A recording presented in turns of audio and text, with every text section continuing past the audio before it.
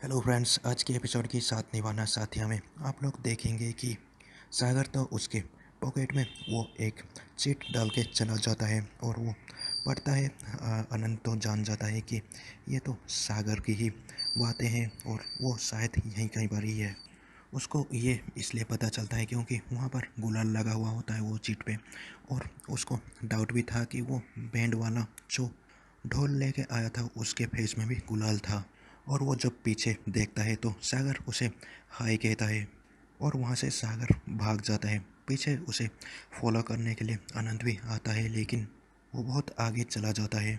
और अनंत जब बहुत जल्दी से भागने लगता है तो वो प्रोफेसर वहाँ दूसरी तरफ से आ रहा होता है और उसे वो मार के गिरा देता है।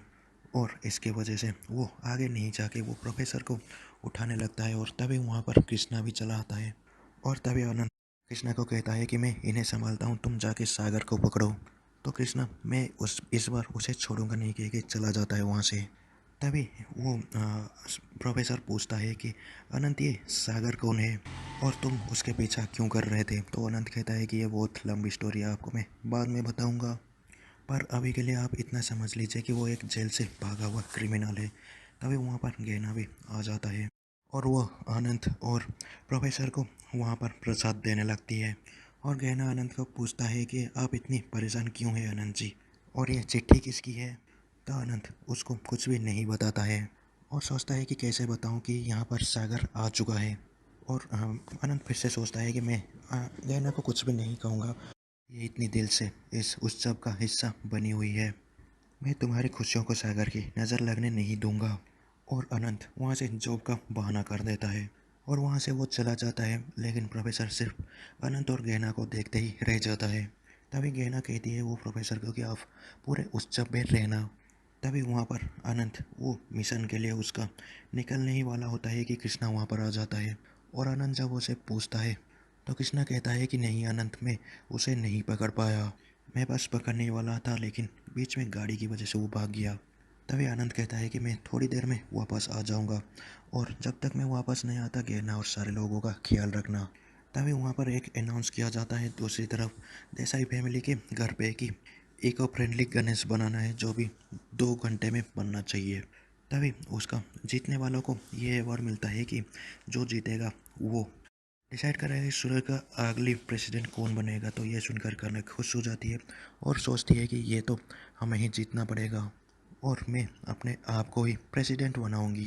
तभी गहना सोचती है कि अगर ऐसी बात है तो मैं जीत जाऊंगी और बा को प्रेसिडेंट बना दूंगी।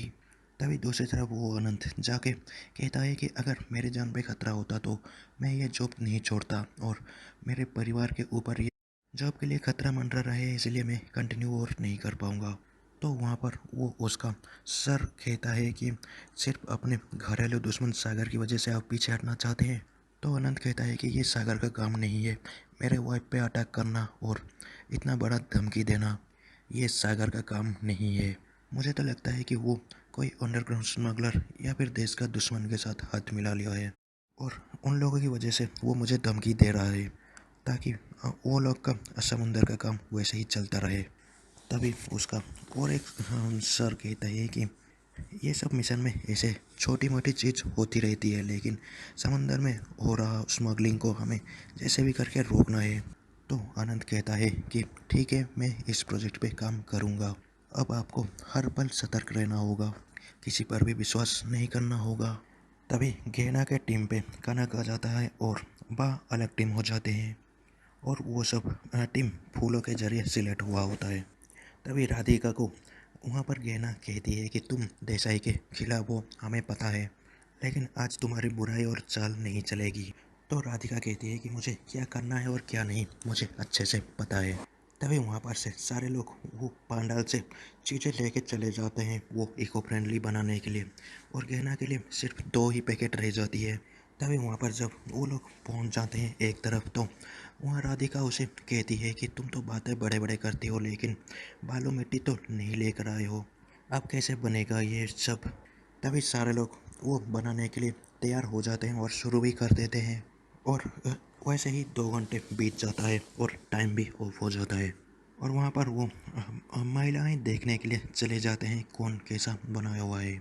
तभी दूसरी तरफ जो हेमा और बा होते हैं वहाँ उन लोग चॉकलेट से बनाए होते हैं गणेश, और वो लोग उनकी बहुत तारीफ भी करते हैं। तभी बा का जब देखते हैं तो वो लोग कहते हैं कि बालू मिट्टी से ये तो बहुत सुंदर लग रहा है। और आखिरकार जब गहना की वो मूर्ति देखते हैं तो बहुत खुश हो जाते हैं वो लोग। तो गहना कहती है कि ये तो आटे से बनी हुई है और ऊपर दाल छिड़का हुआ हूँ।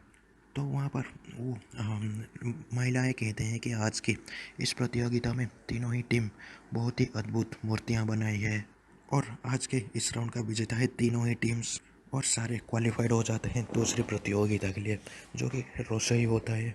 और तभी वहाँ पर अनाउंस भी किया जाता है कि आप लोगों को मोदक और भोग बनाना है, इसलिए आप लोगों को अंदर रखी हुई सामान को लेकर आना है।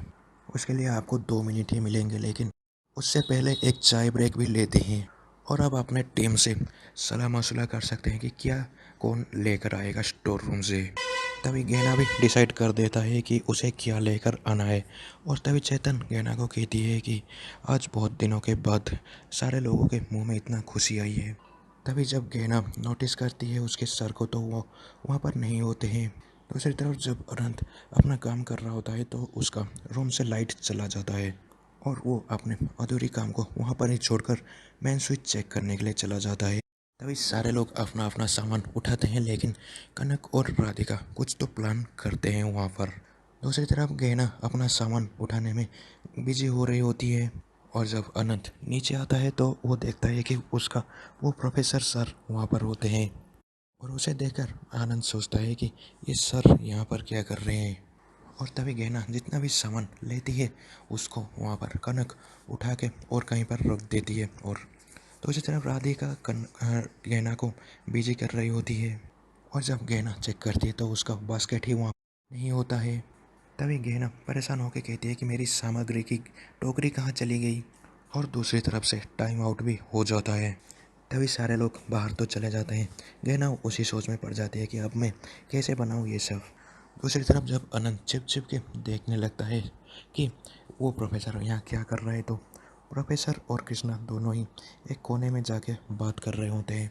और अनंत ये देख के सोचता है कि कृष्णा के साथ वो लोग ये बातें कर रहे होते हैं कि प्रोफेसर पूछता है तुम यहाँ क्या कर रहे हो, तो कृष्णा कहता है मैं कुछ सामान भूल गया था उसे ही लेने आया हूँ।